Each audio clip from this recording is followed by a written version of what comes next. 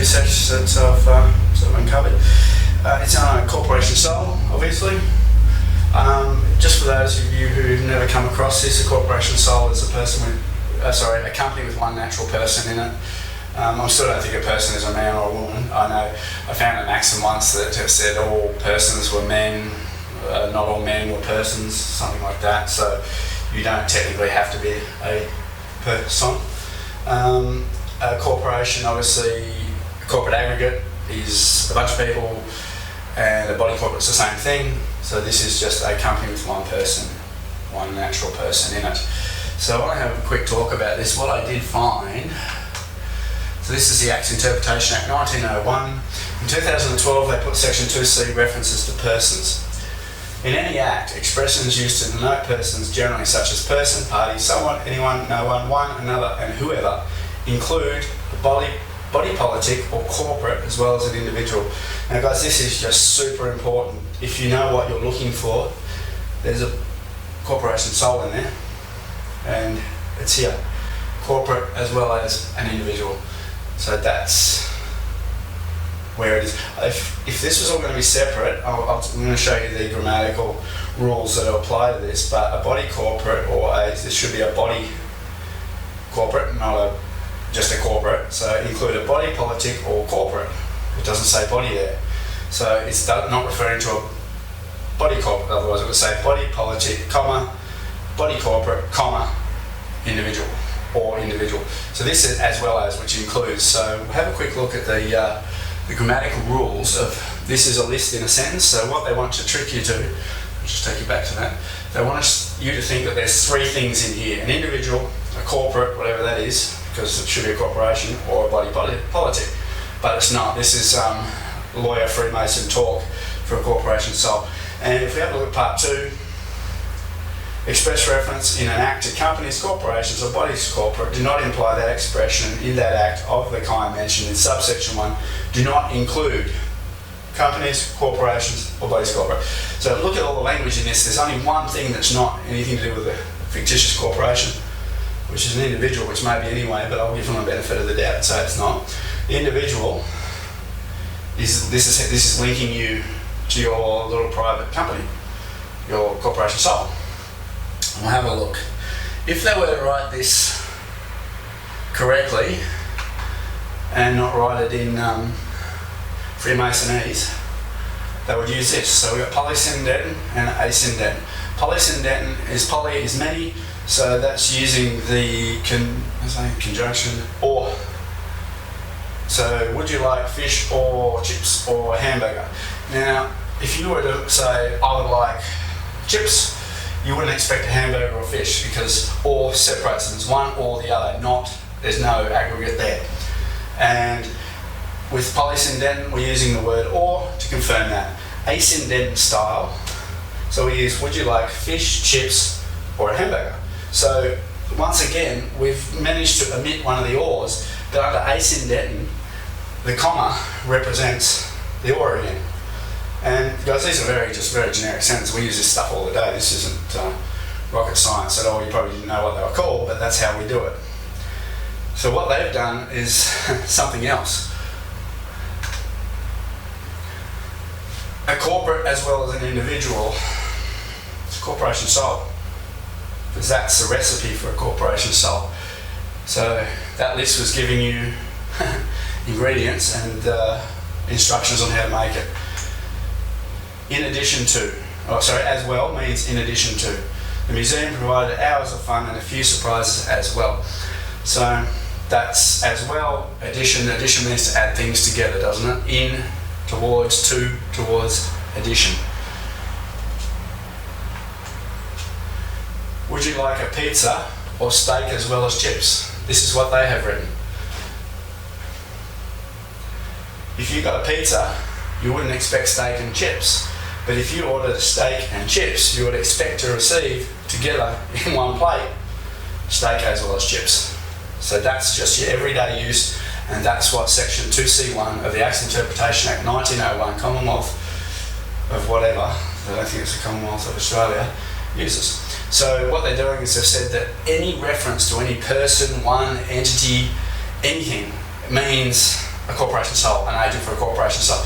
Now, as you know, a corporation is an equity entity. It doesn't exist. It's in equity, and equity requires consent. So what they're saying is that any of these entities, you can be them, you've got to consent, and they get your consent. But if you don't consent, they've got a big problem, because if it says one person can't murder another person, well, that's one agent for one corporation can't murder the agent for another corporation.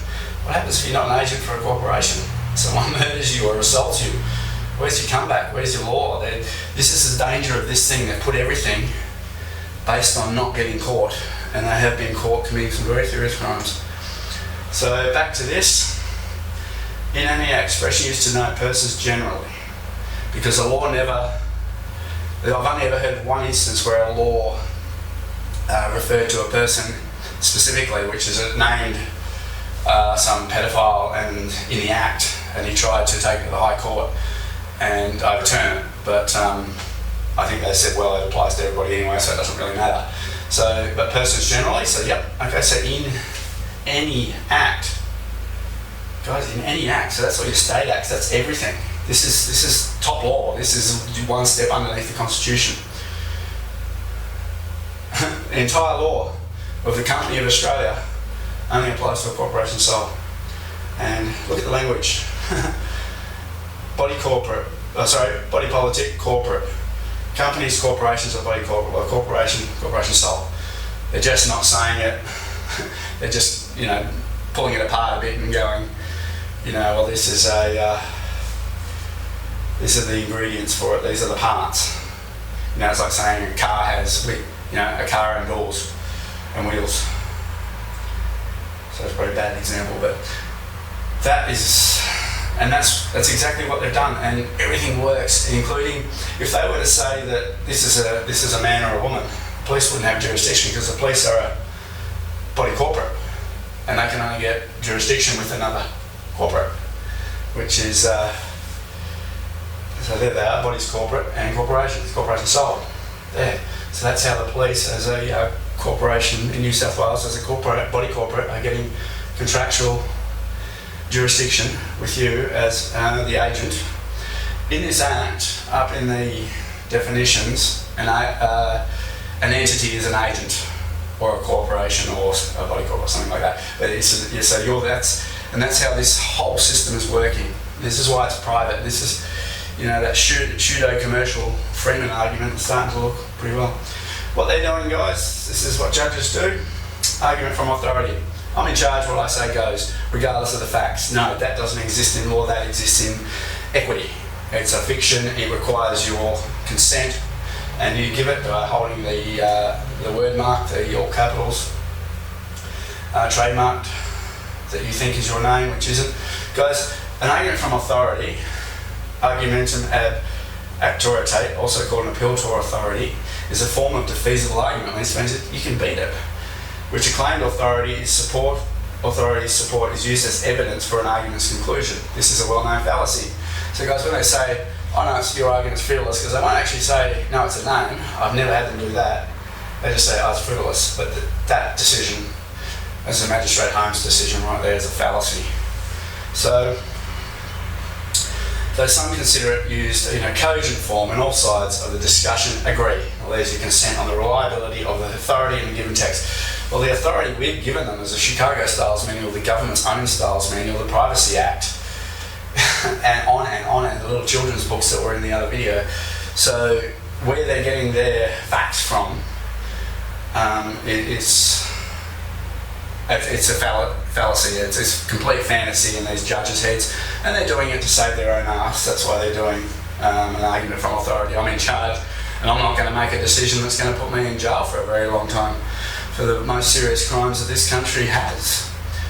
So, guys, me versus me is a precedent that's going to get thrown in your face when you're doing this. I had it thrown in my face by a guy who claims to be a legal researcher.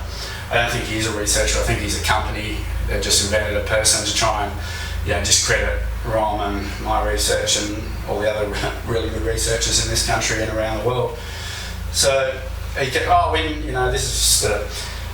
this is every argument was basically smashed by this Judge Brooks, and so I think it's a fantastic this is the best precedent you can have in Canada, guys. This is your case law. Around the world, if you want to refer to this case, I just refer to comity before you do and just go, well, this is what they said in Canada. Okay, a helpful example is that of American guru David Wynne Miller, who advocates a bizarre form of legal grammar which is not merely incomprehensible in Canada, but equally so in other jurisdictions. National Leasing Group Inc. v. Top West Ventures Limited, 2001, BCSC 111, BCSC's glossa provides examples of the resulting text. So what they're saying down here, succinctly, it appears that his law grammar provides rules on how to structure legally effective documents. This is very difficult to understand. Any defective document, i.e. one not written in Millerese, is fictitious language skill. So what they're saying is they won't accept this. They went on to say that a document, they called the Wynne-Miller quantum grammar gobbledygook, and I agree. This is what Rohan and I are saying. You can't have a document written in this. What the difference is that the documents produced by the police and the prosecution and accepted by the court is a better form of gobbledygook. It's a harder to distinguish form of gobbledygook than what the Wynne-Miller stuff is. And if I had a document and everywhere there was a name, I put a set of Mickey Mouse ears and put that document in, they would use this. So we go, we can't accept that, we can't read it. Well, that's what Rohan and I are saying, is that you can't accept and you can't read your own documents. Ironically, this piece of paper that says this is gobbledygook. There's other spots here, we've got some here, but there's other gobbledygook on there that you can't read. So they made a decision that they can't accept gobbledygook with a document that is gobbledygook. And that's just... Online, guys, I couldn't get the original document. This is the only precedent on the Canadian website that says that this is an electronic, unauthorised, unofficial copy, whereas all the other ones they're authorised properly. So if you're in Canada, I think it's Alberta, Canada, go and get Mead versus Mead from the court and put it up and give us a look at it, because I think it, this defeats itself. It's, this is a suicidal decision by the court. And Brooks, and there was another prosecutor who wrote about the Freemasons the Freemen and the sovereign citizens and all that, and he said, well, they're using magic and it's a fallacy and fantasy and all that, and I agree. But he's doing it. These people are projecting on us what they do. If you want to be a sovereign citizen, go and join the police, because you're a citizen running around trying to enforce someone else's sovereignty.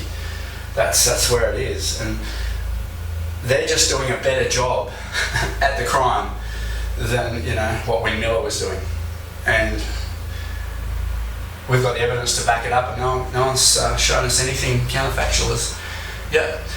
So what does it mean, guys? So you're a corporation sole. Guess what? It's private, and it can't be anything else.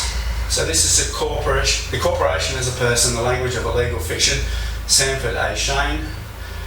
It's a great document, guys. Have a read. It's just about how we personify companies by calling them him or her, or when we refer to it or as or thing or whatever. It's interesting, but a little bit irrelevant apart from this.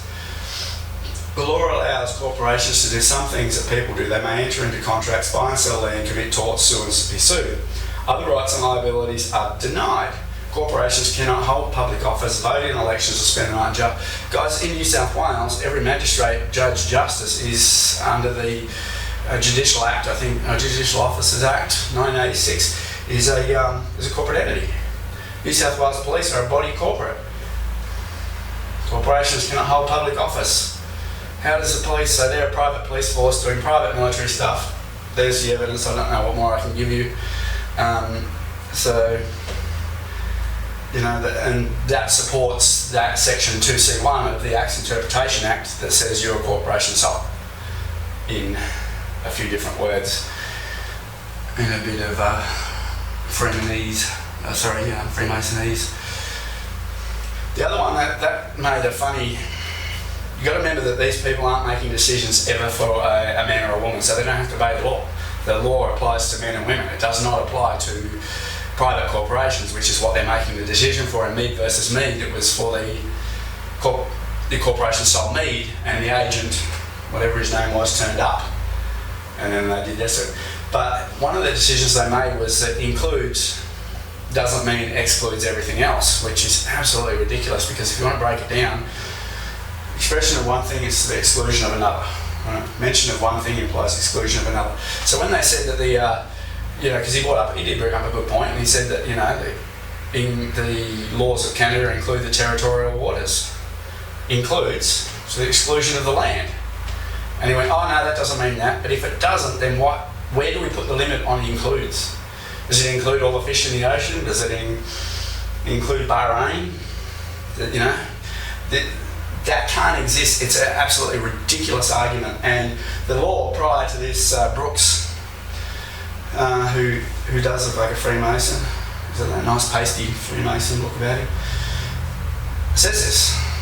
So he says that this is all wrong and I'm right, but he's only doing it, you remember, it's for a corporation sole. His private little company, and you're the agent turning up for it, and they'll make the decisions based on what's best for their company and whatever that corporation sole's constitution is, because we're not using any big ones for nations, we're using little private ones from the Queen of Australia or the Queen of Canada or the Queen of America, whatever she wants to call herself, or not call herself, even though the truth is there.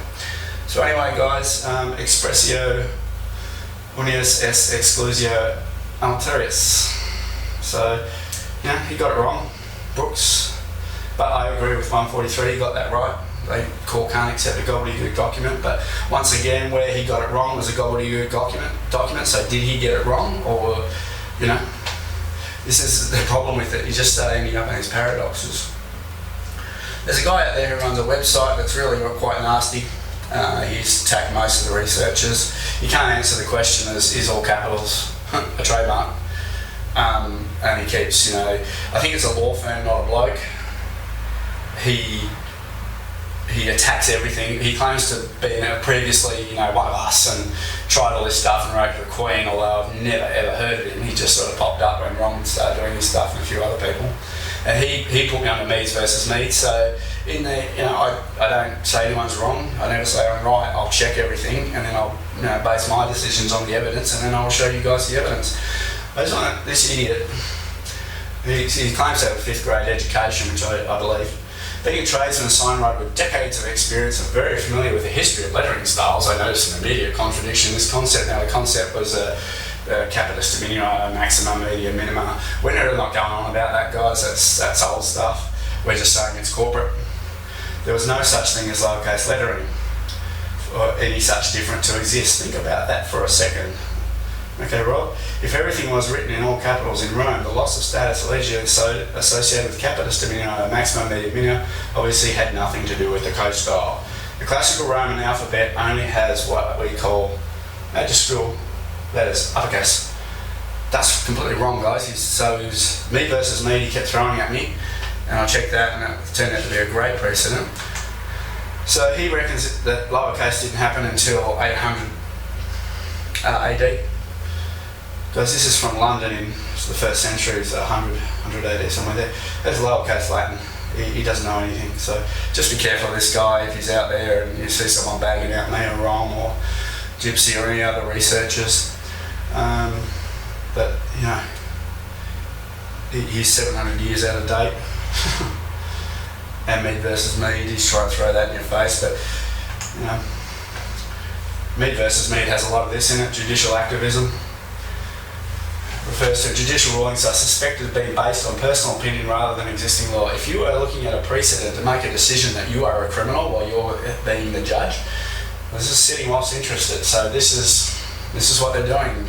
We're going to hand your ass. You're committing treason. Slavery is 25 years in jail in Australia, 30 years in the ICC.